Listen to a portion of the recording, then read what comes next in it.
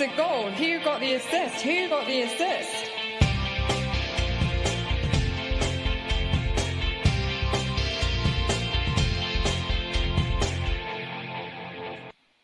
Hello everyone, it was once written, and so we beat on boats against the current, borne back ceaselessly into the past. But Fitzgerald was wrong when it comes to FPL, as we instead power forward at breakneck speed towards the end of the season. And here we are to hit out yet another midweek podcast in a rapid turnaround context. I'm Tom, I'm here with a beer in the midst of a couple of weeks off work actually, but that was at 6 a.m. Sam, with the baby, so I'm hoping it doesn't knock me out midway through. Nah, it won't. I'm pro at this now, and I'm joined as always by Sam. I hope you're good, mate. Yeah, all good, thank you. It's been a bit of a tumultuous game week so far, but we'll get into that. But generally outside of FPL, all good, thank you very much. It is about half time. I think the second half has just kicked off of the Liverpool game. We'll go into the exact whereabouts of our teams in just a moment's time. But we are Who Got the Assist. On today's pod, we'll be reflecting about the week just gone and the decisions we made, and a little bit on the butterfly effect, which might have had an impact on Tom's team this week. I'll leave that to him to discuss. And then also, of course, look ahead to game week 32, which is just on the horizon. As I mentioned, it's Thursday, the 4th of April. The Liverpool-Sheffield United game has just kicked off the second half. It's 1-0 thanks to a Darwin, pretty fortuitous goal. Good closing down, I might add, though.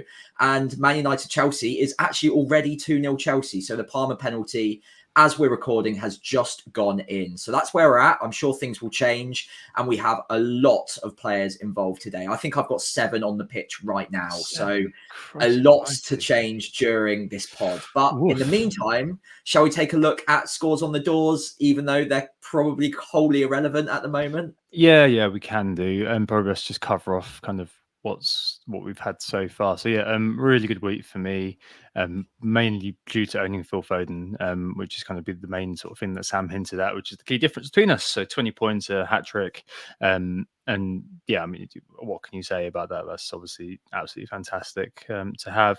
Isaac continues to do his bit. Saka, who I did bring in this week, didn't play, so I get, well, I don't know, a bit like my daughter Sam, Seaman Yo got an assist. Do it that way around rather than the other way around. He's coming off the bench for me for 3 points, which is good. And I've got Gusto in play tonight. It was obviously sweating on his fitness because obviously Haaland didn't play either, which is a bit of a surprise to everybody. But Gusto is also playing today, had an assist chalked off, which was a bit of a dodgy one, but hey, there we go. My bad, I added the wrong screenshot. That's all right. And Salah's currently captain. Very glad that Salah did show up because there was a potential once in a FPL career situation, I'm going to venture, of having your captain and your vice captain both not playing in a week. I think that actually did happen to me like way back in the midst of time. I'm talking about 2012, 2013 was my first like proper season really kind of playing this properly. But yeah, very, very rare if that happened. I did see a few people who did captain Haaland and had Saka vice. So, what can you do except laugh at that sort of thing and just shrug? But yeah, a really good week. 25% green, 26% green, up to around kind of 120k. I think Darwin's sort of my main rank for it actually tonight, and I'm obviously in two minds because obviously I don't really want him to do too much. He did tackle the goalkeeper and score with the most Darwizzy goal ever. But I'm always rooting for you, Sam. I know that you were a bit upset about not having Foden, which I would be as well. I know how it is to obviously be really pissed off. FPL at least be pissed off by missing out on a haul. So yeah, I really want Darwin to do well for you tonight. To be honest with you, I prefer that than if he blanked or didn't add any more. So there we go. Second half is in play. But yeah, really good week for me. Yeah, the wild card continues to pay dividends. Frankly, what about you? Yeah, obviously, you mentioned the big kicker this week is not having Phil Foden in my team. So if I just go across now, it is a bit of a red arrow so far. It's not actually as big as maybe I feared it could be after seeing Foden's haul. I think he was about 40% EO against me, maybe 45. So it is painful. It does suck because he was the 8th attacker I really wanted to include on my wild card. Found a way to get basically every other player I wanted, but not him. And obviously it's hurt like hell this week. But Darwin is I think, still on the pitch. He's scored a goal, so it's damage limitation at this point. And as you mentioned, whilst the FPL version of my life, I'm a little bit pissed off in. Everything else is absolutely fine. So it is just a game at the end of the day. You can't catch all of Foden's hat tricks. I'm sure there will be more to come, and I plan on owning him again pretty damn soon as well. So yeah, missed this one, but it is a reminder that he can do this. And just a note as well that I think this was a very particular set of circumstances. I don't think we would have expected Foden to be as important this week if we had the information that or that Villa didn't rotate basically their entire 11 as well, or at least have a lot of them out. Absolutely. As soon as we saw that information, even before kickoff, I was like, right, well, I have seriously messed up not having Foden this week, and it looked inevitable. Sadly, it then was inevitable, and he has really, really hurt. But you know what? He's a world-class player, and if you don't include a world-class player in your side, these things can happen. So lesson learned, and I plan on having him again really soon. And fingers crossed that with 7 players in play at the moment, including 2 off my bench, which I didn't initially expect to be playing, fingers crossed I can regain a little bit of that rank and get up to around 140, 130k where I was at the start of the week. But yeah, it's a medium red arrow as it stands, but hopefully it won't last too long. I mean, at the risk of sounding churlish, just to transfer over to the butterfly effect idea, it's really, I can understand, touching on what you just said there, why people sold Foden this week if they're moving towards, for example, the 34, just playing through that with transfers. You need to get Salah in. There's loads of different kind of reasons, which are all legitimate reasons, which for why you would have sold Foden. So I wouldn't be too upset. Obviously, you will be upset because, to some extent, that he went off and scored a hat trick and got 20 points, which is obviously really, really kind of rare. But there's so many reasons, as Sam said, behind that, just to echo that point. And the key one, I don't know so much as Haaland. I think it was probably more the fact that Villa seemed to just, I said to you on the day, didn't I, Sam? Like, do what I do in Football Manager. If I've got a game that I'm there's much more winnable at the weekend, exactly, and my players are all knackered, what am I going to do? I'm just going to play kind of a B team, and then just hope we don't get beaten too badly. You know, maybe score one on the break, which they did through Duran. It looked like it was working for a minute. Yeah, and maybe that's kind of, I got the feeling at least that that's kind of what happened. And yeah, obviously I was thinking that, especially with De Bruyne not playing as well, this is a really kind of positive set of results, a set of outcomes for me, which have led to Foden being in a good position, and so it proved. I guess, you know, part of it was just getting that power 5 midfield really in place, and that was one of my kind of non-negotiables really on wildcard, that I was going to be able to facilitate getting there. Obviously I did buy Saka this week, as I mentioned. He didn't do anything, but that's fine. I've got him in place now for maybe one more week, and then he goes again. So you know, that was fun. But yeah, I mean, in terms of that butterfly effect thing, what's really fascinating is thinking about, for long-term listeners, game week 9. Back in game week 9, I bought Martinelli rather than buying Saka, which obviously led to a load of pain, a world of pain, Sam. Constant subs off for Trossard in the 63rd minute, like clockwork. Every single week, you just saw Trossard's grey hair on the touchline. You're thinking, oh, for Christ's sake, here comes Martinelli, off he goes. But what that meant, incredibly, was that at this point in the season, or kind of as we were leading up to this point, towards in blanks and doubles era, I had no money in Saka. I had like 0.2 million, so 0.1 million profit, and it made sense for me to sell him. Whereas there was no reason for you to be selling Saka, so that meant I kept Foden. And obviously, it's potentially a massive oversimplification, but it's amazing how these little things, these little decisions that you've made a long time ago, have kind of long-reaching ramifications right now. It never ceases to amaze me how this sort of thing can occur, because, you know, part of the reason for keeping Foden for me, and, you know, part of the reason for your justification, I guess, for thinking, I'll come back to Foden later, was that I picked up Foden pretty early. I think I picked him up at a near enough base price, kind of like 7.5. So there was no way he was going on my wild card, even though I knew he had Arsenal next, because I was just looked at him and thought, well, Villa at home, okay, anything can happen in that game, and so it's proved. And then the rest of the running is great. And they are in the title chase. So we've said it a few times, haven't we? That you're likely to be looking at kind of ex-mins rather than ex starts as being the key issue for these guys. For Foden, and we thought that was the case for Haaland as well. But surely Foden's written his name larger now as being pretty essential to that side. But we'll see. I mean, Luton may end up being like the Arsenal game versus Luton, which was kind of all right, 2-0 routine win. Let's just take it with the B team. That could be what happens with City that game. So it may be that both those assets are completely useless. We'll see when we come to it. But yeah, butterfly effects, Sam. It's really interesting, isn't it? Just to kind of bear in mind when you look at the decisions and how you've managed to get to where you are. Yeah, absolutely. I think that's a really good example in isolation. And honestly, I wouldn't have even thought of that either. So it's really interesting to hear that you are still reflecting on the decisions made back in game week 8, game week 9. And I would actually now probably go away from this pod and look back at my decisions and see what pattern has led to where I am today. But yeah, in isolation, that is where our paths have differed slightly. I had more value tied up in Saka and no value tied up in Foden. So it was the reverse decision for me.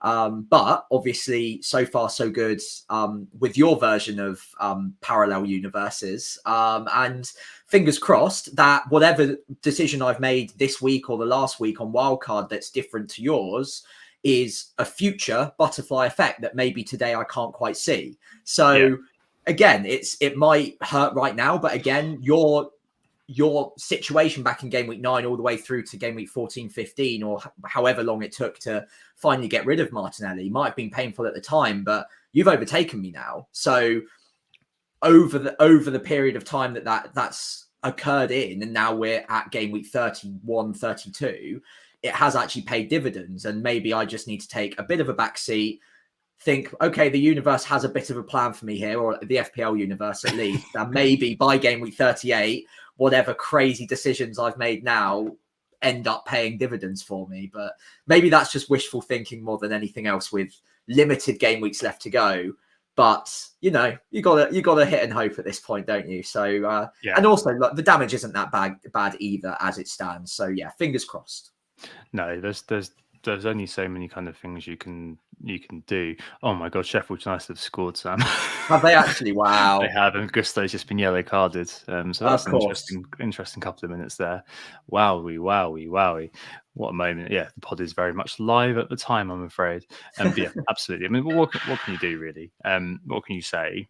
And I think if you could look through your own history this year, if you do ever kind of find it, especially when we get to now, like I say every year, and this year you've kind of been looking at it. Garnacho's just scored as well, Sam. Oh, lovely.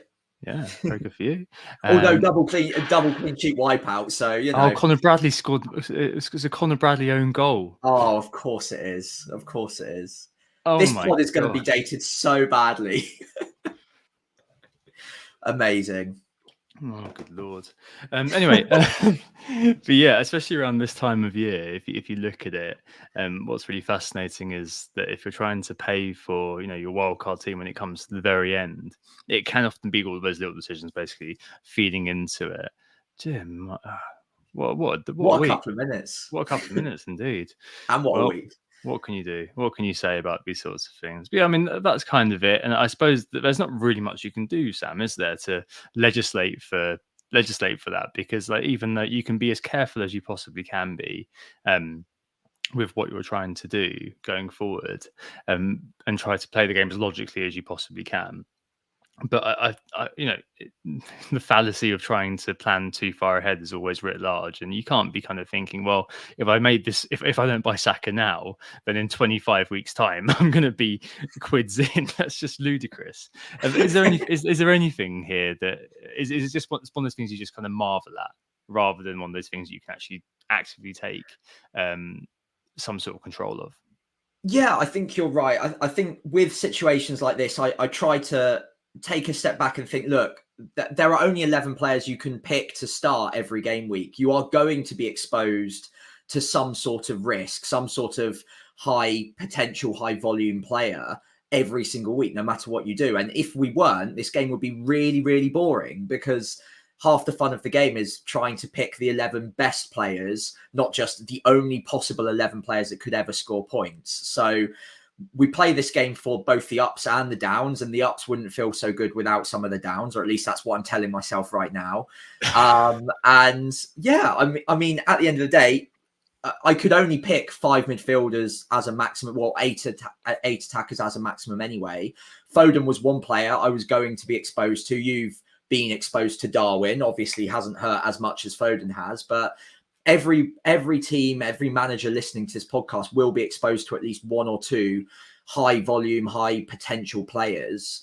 And those are just the bets we take, and the managers who are able to, I guess, decide and correctly predict which of the potential threats they're willing to go against and get away with it each week most often are the ones that end up at the top of the leaderboard. And again, I'll just revert back to my original point. That is why we play this game. We don't play it because it's easy to predict which of these great players are going to go off every single week. We play it because it is inherently quite difficult to do so, and you get a sense of achievement when you get it right. So I'll keep hanging on to that. Yeah, speaking of great players going off, Salah's been subbed in the 59th minute as well. Cool.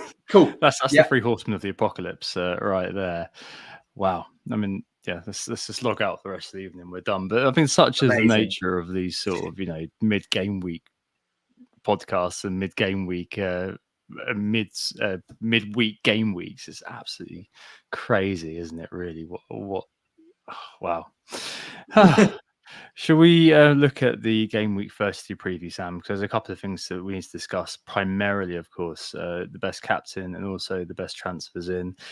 Should we do bold claims first, actually? Yeah, let's quickly wrap those up. So I went for Gakpo 10+ points on the off chance that he started. That's why it was bold. I think if we knew he was going to start, it wouldn't have been that bold at all. So I punted on him getting good minutes. I don't know if that's who Salah's gone off for, because I haven't checked, but it looks unlikely he's going to get that at this point. So I'm probably willing to call quits on that one. And your one didn't come through either, did it, Tom?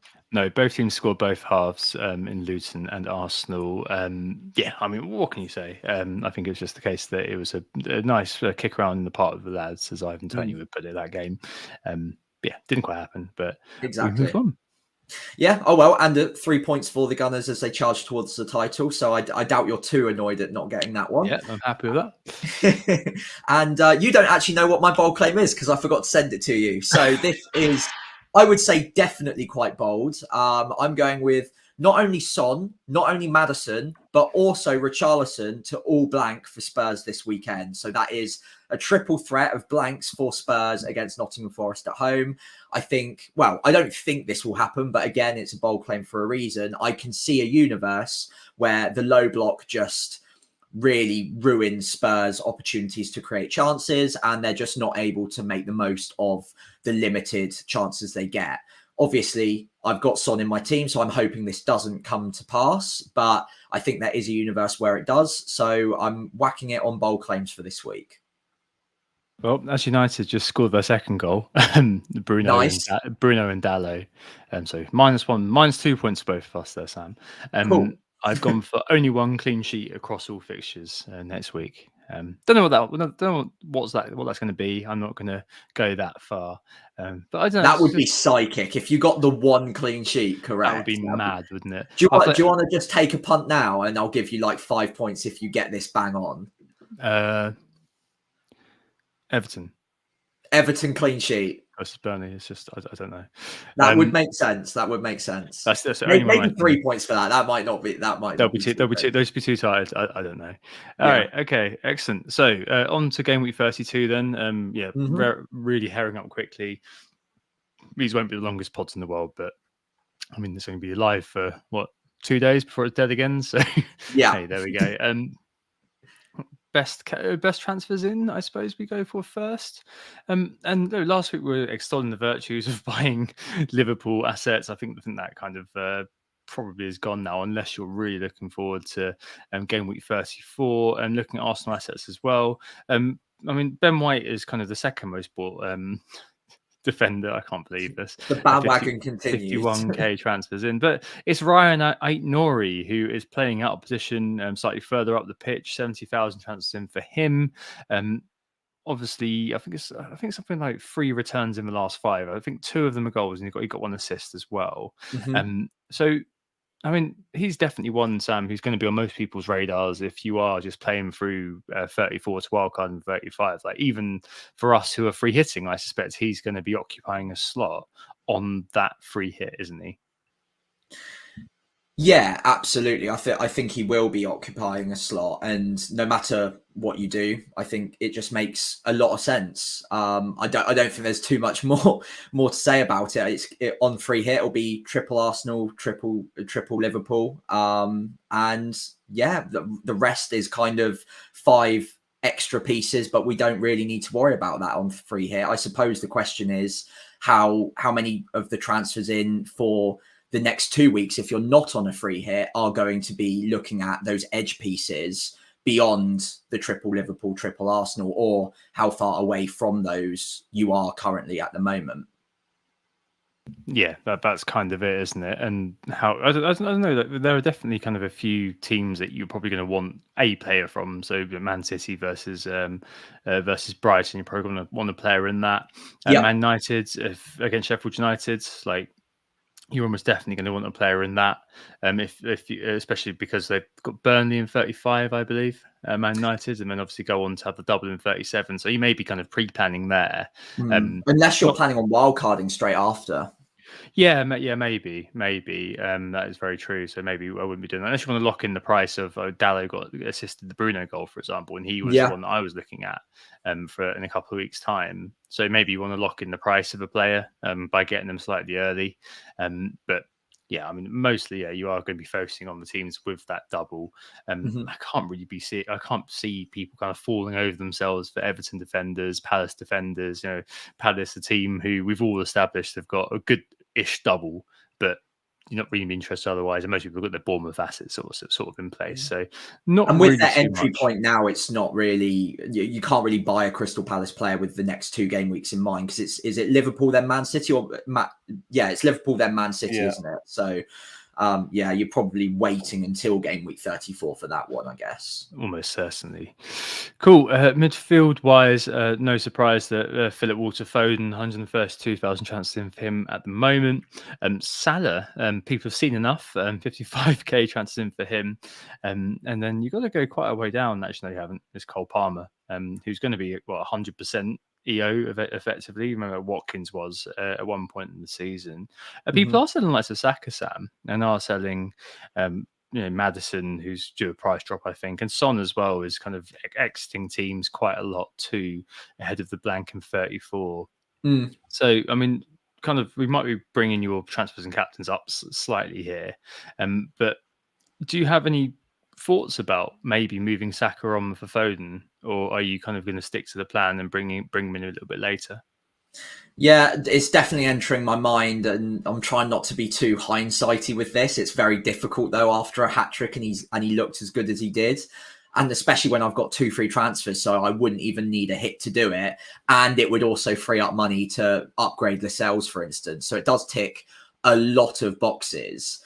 But I am trying to stay calm on it. I'm trying to assess whether or not that's actually a wise move. I think review, for instance, sometimes I have a look at that and see what that's recommending, just as a bit of a sort of a weather check for me to see whether I'm being smart with my ideas or not. And it is actually saying Saka is a sell in the next week or 2 for like a Foden, for instance. So it's interesting that it kind of agrees with that pattern of thinking. Not that I use that as the be all and end all. I think there's other things to consider there.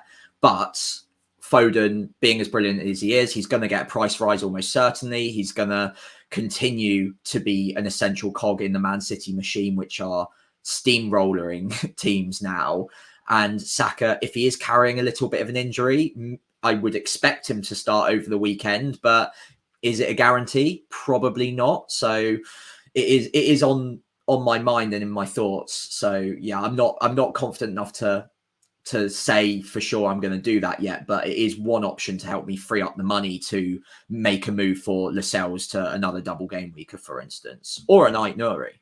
Yeah, but there's a lot of jiggery pokery we could possibly be looking at straight away in our kind of situation. And in the other situation as well, I mean, probably you're going to be wanting to keep Saka, but I don't know, say you've got that Son slot free at the moment, or you've got Son, you're thinking, you know what, in tandem with Sam's bold claim, yeah, you know, obviously the Newcastle game's going to come in 33, but so what? I don't really care about that. 32, Son's going to be knackered, and Nuno's going to set up with a really, really low block against Spurs, frustrate them. So I've got a free punt slot. I think that there could be some mileage, actually. I don't know who you go for this week. I've got no idea who you try to kind of draft in. Maybe like a Leon Bailey, maybe like a Bournemouth player. I don't know. Maybe like Odegaard or something like that in the Brighton game. Getting Bumo in 33 against Sheffield United, although it's maybe not the best game, if judging by Liverpool at least.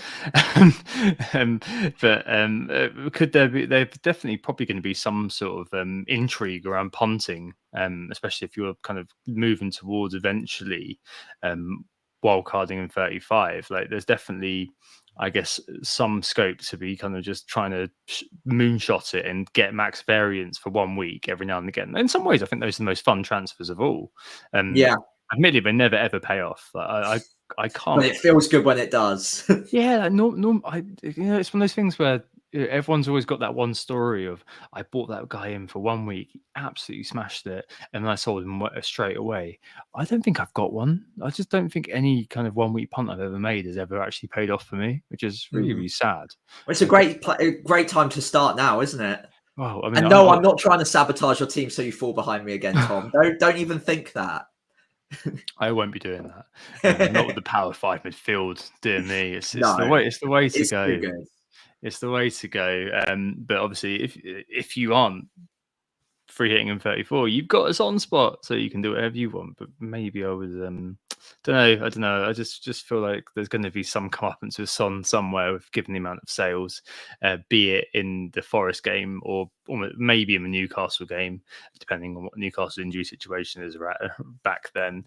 But yeah, I mean, Foden is. I do feel like most people are going to be wanting that. I wouldn't be surprised if. I don't know, maybe there's an element of boat miss, perhaps. The Luton game is obviously a big sort of carrot. But I just wonder whether that game, given its situation in terms of Man City fixtures, I don't know. I would be legislating for not having Foden that week almost, because you got it's decent spacing. I think it's Tuesday, Saturday, and then Wednesday. So they could be wanting to keep momentum and so on and so forth. But I mean, I don't know whether anyone can credibly convince me that City's B team, Alvarez, Bernardo Silva, etc., and so on and so on, wouldn't be able to get a regulation win against them. I can't really see that happening. So yeah, I don't know. I just don't know. I think it's one to kind of leave now, until later on, rather than, as you say, looking over your shoulder and thinking about your kind of second guessing your plan, I guess. It would be easy to do. If you look at a player scoring a hat-trick and playing so centrally, it might be worth kind of getting him in now if you fear further price rises. I don't know, it's a tricky one. It's hard for me to kind of legislate for because I obviously own the guy. But yeah, there we go. Yeah. Cool. And in attack, the Isaac train has definitely left the station now, Sam. I think we were both surprised, weren't we, by the EO still being relatively low. Yeah. Should have got an assisted goal ruled out, and a shot cleared off the line as well, I believe. That he should have scored. So almost again a goal. A haul, sorry. Really good XGI over the last couple of weeks. I mean, admittedly, both games have been at home, but over one, and he is still performing very well in terms of the per 90 XGI that we highlighted during the international break. In fact, I think he's a bit further up now. Yeah, he's up to 6th now. I think he was 9th before. Performing very well. That'll be that regularity of minutes, because he has been quite injury prone this season. So the more he's playing, the quicker he'll rise up. So of the top 10 in terms of non-pin SGI per 90, he's actually played had the least starts, Wow. so he's played the least matches. Sorry, Brennan Johnson's actually ahead of him, very Wow. slightly. He's had No slightly way. fewer starts, yeah, but he's played in more matches, and yeah, I don't know, maybe, yeah. But yeah, Watkins been sold on mass. That's a huge relief, isn't it? To be fair, because he was the one that we were both kind of like, oh my god. And I know that you even had a situation where you were thinking of holding him for a week as well on your wild card. Yeah, I was really considering that, and thankfully I didn't, because I'd be one less transfer down the line to use on something like a Lascelles injury, for instance. So very, very relieved that I got away with that a bit. The last fixture was the one I was worried about. I obviously wasn't so worried about Man City, and then he got injured anyway. So very, very fortunate. Definitely got away with that one. And now that EO has sunk to a fairly low level, in fact, an incredibly low level all of a sudden, even if he does haul in game week 32, for instance, it's not going to particularly hurt either. So yeah, all of a sudden, that's quite a breath of fresh air, and we don't have to worry about one extra player like I was mentioning earlier. It's 2-1 Liverpool, by the way. I don't know who scored it, but you can check for me.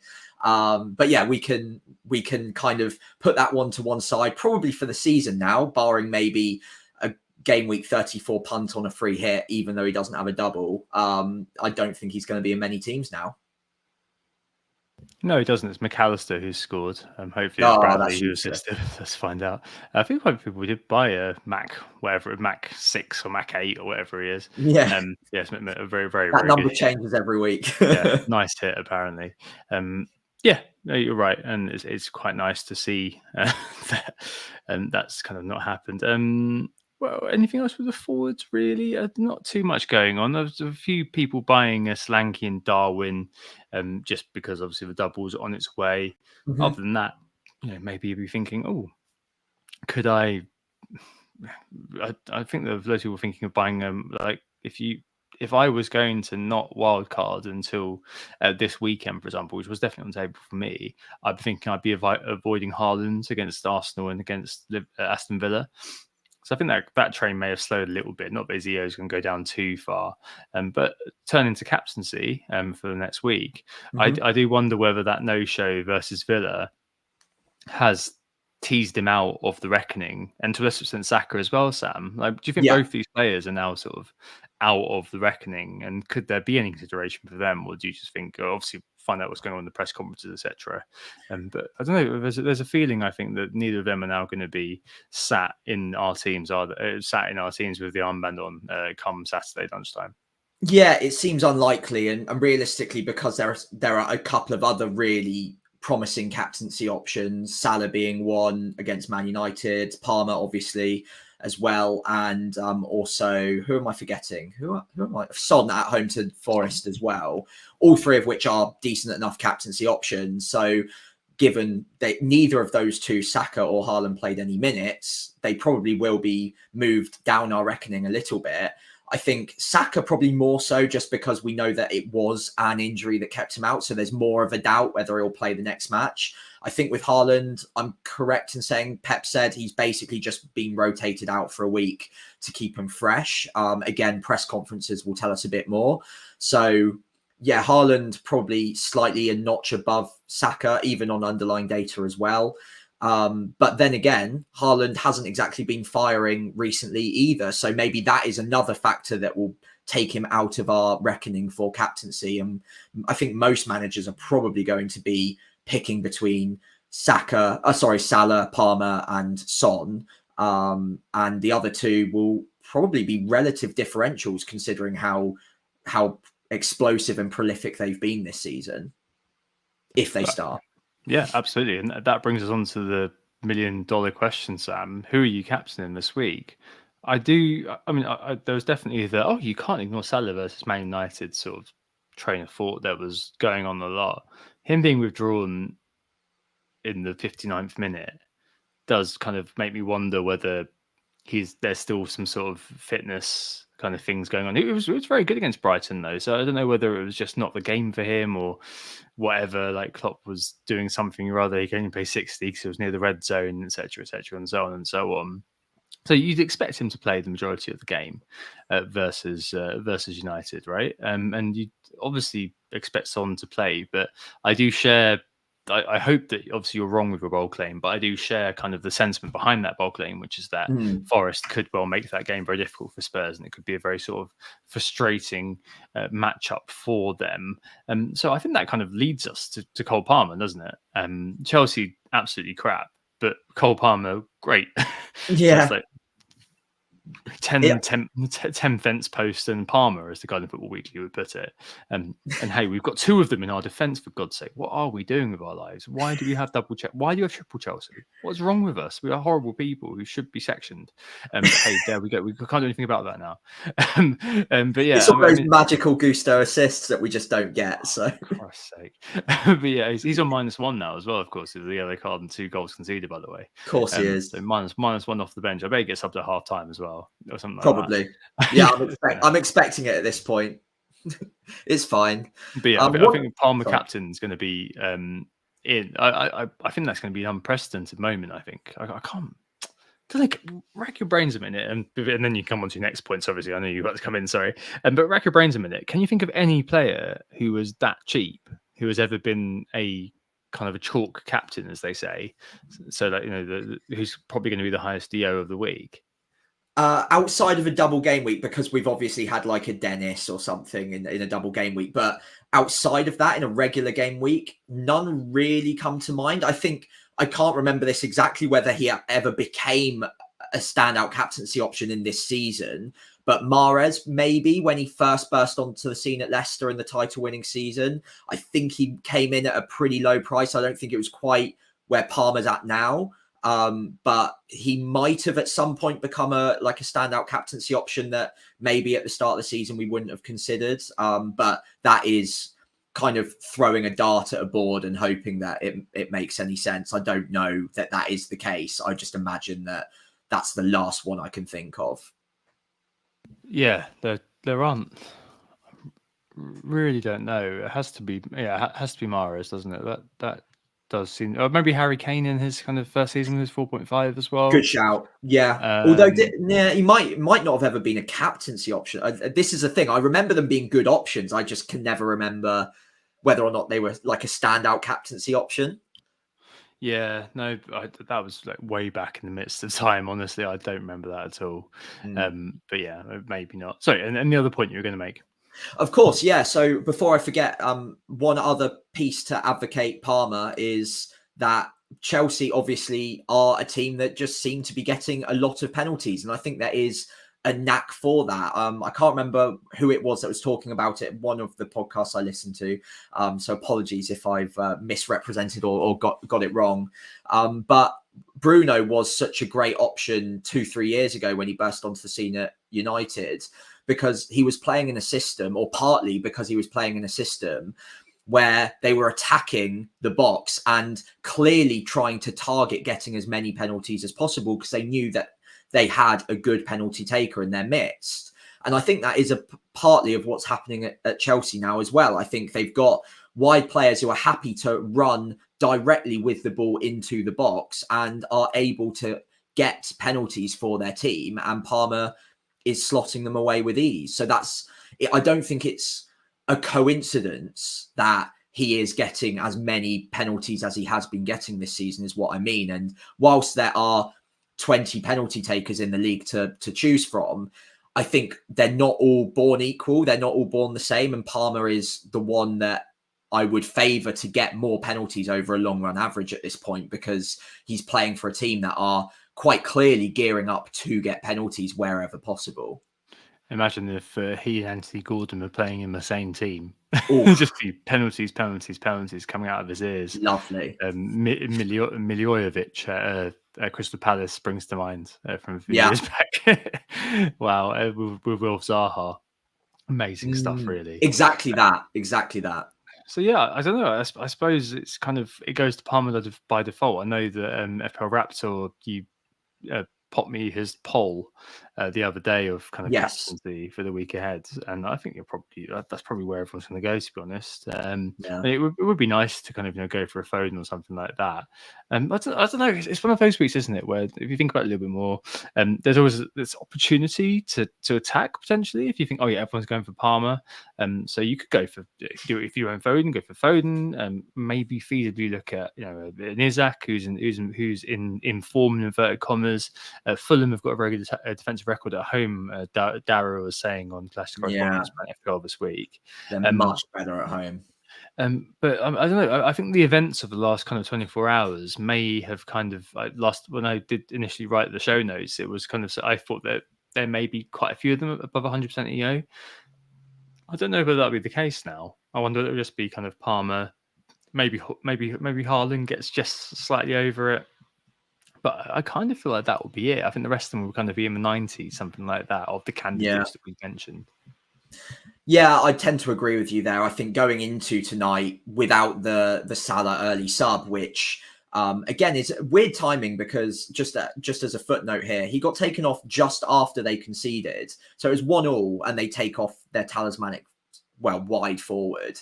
Very odd. So maybe there is something there that maybe it was a scheduled, you know what, you get 60 minutes, you're coming off because we're managing minutes no matter what, and backing the rest of the team to get the job done, even at 1-1. So yeah, a little bit of a question mark there. Obviously, we've already mentioned the question marks over Saka and Haaland, and Son could go up against the low block. He could also be played out wide with Richarlison now getting minutes as well. So that all kind of points you towards Palmer. And yeah, he's been brilliant against the promoted sides. He's a massive flat trap bully so far this season and in great form. So yeah, I kind of agree with you. I think it could be Palmer ends up being the bus team captain for a lot of managers and the others end up at around 80-90% EO.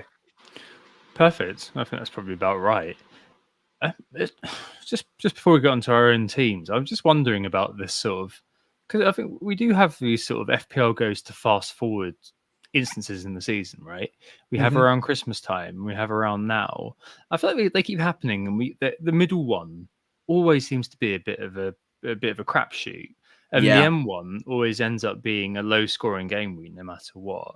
I wonder if there's anything we can learn from kind of what we've experienced over the last few years, just kind of dimly, it's kind of I've got dim memories of them now because to be honest, it all kind of fades into one in terms of FPL a little bit, but I don't know. I do feel like kind of taking it's obviously aided and abetted by us both wildcarding, but stuff like taking no hits during this time frame, judging by what I'm kind of seeing on mini leagues and there's a chatter across kind of DM groups and WhatsApp groups, and that those people are having a really bad week. But it seems to be they're having a bad week because they've taken a hit a lot of the time. Like their actual overall kind of gross score is fine, but the net score is what's kind of dragged it down into a red arrow. So I don't know. I feel like around this sort of time, it's a good time to sort of batten down the hatches a little bit and kind of let what will be. And it like when we're both experiencing it now, I'm sure many of you listening are as well, that your bench is really important. And we've both gotten quite Gusto, if he gets -1, then we both got unlucky. Almost as unlucky as Matt Turner owners this week. I need to just mention if you've had Areola, I know a Sweelar, a listener, had Areola in goal and Matt Turner on the bench. And it is the case that if a player does get booked on the bench, they do come on. I was wondering whether he could get out of jail. Because the player didn't actually play, but apparently if they get yellow card, they do come on. Yeah. So, the if you've got really a player not starting, not just always. Not always, but if they get yellow card on the bench, But I suppose it's just the case that maybe we'll kind of dig into this next year as well a little bit, but just remembering next year, all right, try to keep hits to a minimum.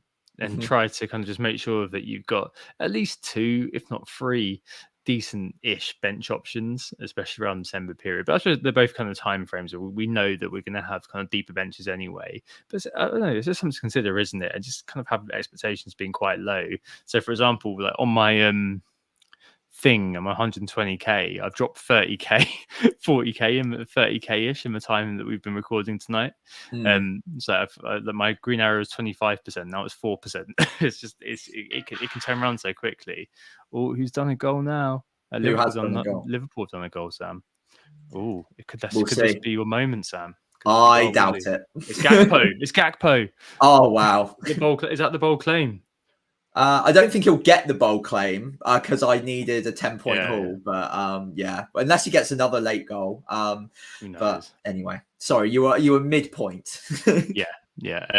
No, I ended my point. What did you think about these sort of FPL fast forward periods?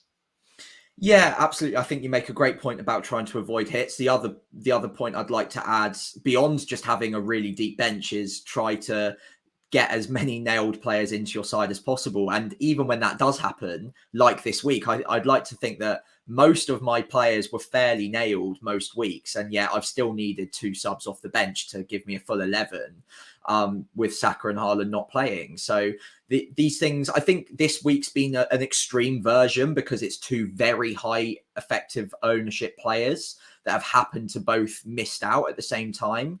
But I think we do see this most seasons at some point with the midweeks, that a player that you don't expect to get reduced minutes does. So having that deeper bench is important. And also just being realistic with it, knowing that you probably will suffer a little bit of negative variance in one of these weeks at some point, and just trying to stay calm about the situation, that it's only 1 game week. If you end up 5 or 10 points behind the average because of a bit of rotation, because of a player missing out that you wouldn't have expected to, that you can't mitigate for, then stay calm about it. It will probably balance back out the next week, because if it has been true rotation, they'll almost certainly come back in the Saturday fixture, the Sunday fixture after the midweek one, because hopefully it is just a rest and these things do balance out.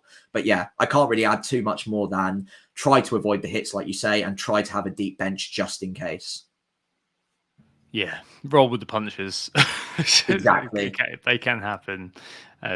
I mean, luckily, it wasn't one of those sort of split pin game weeks where we were all kind of sat there rubbing our hands thinking, hey, you know what? All the other captains have blanked. Oh, bring on Salah against the worst team in the league. I wonder how many people had a Haaland captain and were hoping to get vice jam with Salah, for example, this week. 2 points to the haul. Yeah. Ah, dear. It's something. It's points. But that's kind of where we are, isn't it, this week? Robertson assisted. Damn it, wrong. Yeah, I know. Damn it. Right. Okay. Excellent stuff. Let's talk about our teams then, before we go. Yeah, you're first up. Yeah, it's a very short pod, which I'm more than happy with, because I think that it's kind of fits the time frame. I'm doing absolutely nothing this week. I've got Saka, who is flagged. We don't really know what's going on. Arteta, I believe, after the match said he felt the same thing that he felt against Man City. That's why he wasn't in the squad. I do feel like he's just been rested, to be honest with you. I feel like it's one of those things where managers kind of have to say it a little bit, especially because there's paying fans and so on and so forth who are kind of hoping. But I suppose if you are a paying fan and not a tourist, you are kind of going to be fully cognizant of what's going on when Saka's involved. So I suspect we'll come in versus Brighton. I do want to get a bit of value out of him, to be honest. There's a couple of iterations really for what happens next in my team after 34. It could be that he goes pretty quickly and becomes like the cash cow. It could be that he stays for the rest of the year, because obviously Salah's the real money piggy bank rather than cash cow. So cash cow's the thing you keep to keep making money, whereas the piggy bank's the thing you smash to get money. So yeah, Salah's the one who probably is the piggy bank, who probably after 34 may end up going pretty sharpish, although they've got West Ham and Spurs, Sam, 35 and 36. So yeah. But yeah, he may be one who ends up kind of going. But yeah, at the moment, I'm not doing anything. If there's a dropout, I've got Semenyo again, who can come off the bench, Luton away, which is not a bad fixture. Was obviously benched, came on the half time. This week, midweek just gone, so you'd be expecting a start. Yeah, not. I hate Chelsea goalkeepers. We've had an awful time with them. Sanchez this year, robbing us of loads of Areola hauls. We've still got Petrovic annoyingly in goal, Augusto, and the Chelsea double up. I've got Porro against Forest at home. I suspect he's not going to get 2 points and just not do anything else. I mean, they both for the fullbacks. I think him and Udogie have both been a bit disappointing, really, for the last kind of few months. Gabriel as well. I mean, another clean sheet maybe, but I'm expecting Bryson to score in that game. And the power 5 midfield, which is all good. Palmer with the armband, and then Haaland and Isaac completing the front 7. Pretty happy with that, to be honest. So yeah, nice roll. And then in 33, which we'll discuss on the week on Sunday, they're going to be a couple of sort of prep moves ahead of 35, 36, 37, which will probably involve, if you're watching on YouTube, the fact that I've got Lascelles, who's flagged. I've got Bradley, whose utility to me is running out pretty quickly, especially after the own goal tonight, which I saw it a minute ago. It's not his fault. But no, he's got a 0.1 million profit on him at the moment for me and for you. So he's probably not going to be long for this team. And it could be that if there is a player who is 4.3 or below, I think it is, that I really want to buy, that maybe I'll get in this week. But I think the cheapest player I'm actually interested in is Van Hecker. Who could come in this week. And I've got Arsenal at home, so I wouldn't be playing him, of course, but he would end up in my team anyway long term. So maybe I just do that if Bradley's going to fall in price, and they think Van Hecker's got Burnley in 33, which is an okay fixture. What about you? Spoilers, Tom.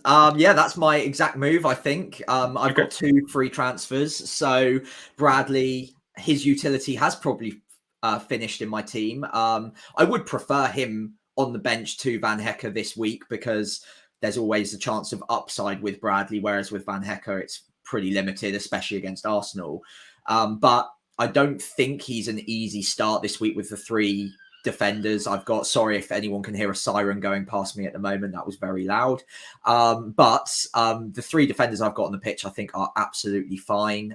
So Bradley being benched, arguably through merit, means that he is one of my free transfers out this week, almost certainly. Van Hecker makes the most sense. I don't have any spare money to upgrade to the likes of Aït-Nouri, anything like that. So full double game week 37 prep is taking place now. Like I said, 2 free transfers. I could do a second one and maybe look at moving Saka on if he looks like he is a doubt for Brighton.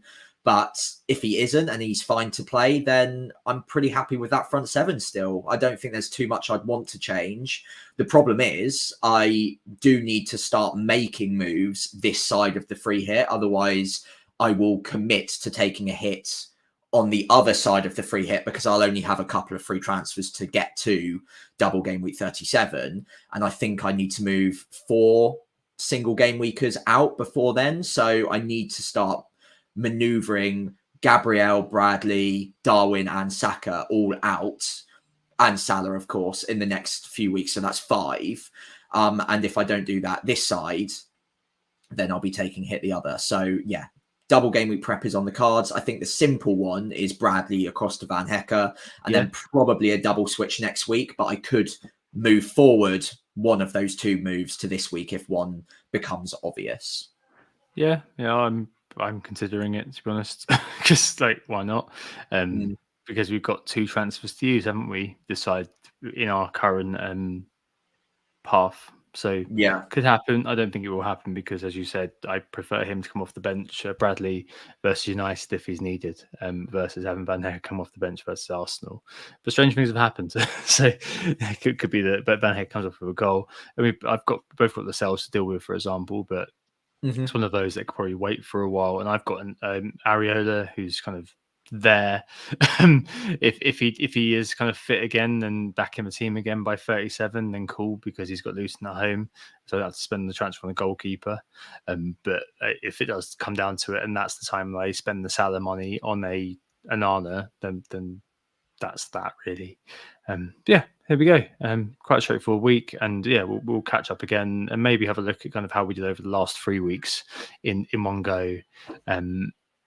Next on Sunday. But yeah, I mean, it's been all right. Like, it's been quite decent kind of a couple of weeks really on wildcard for me at least, and hope that Gusto does something and Petrovic saves penalty or something in the second half here to go. But yeah, that's it. Thanks very much.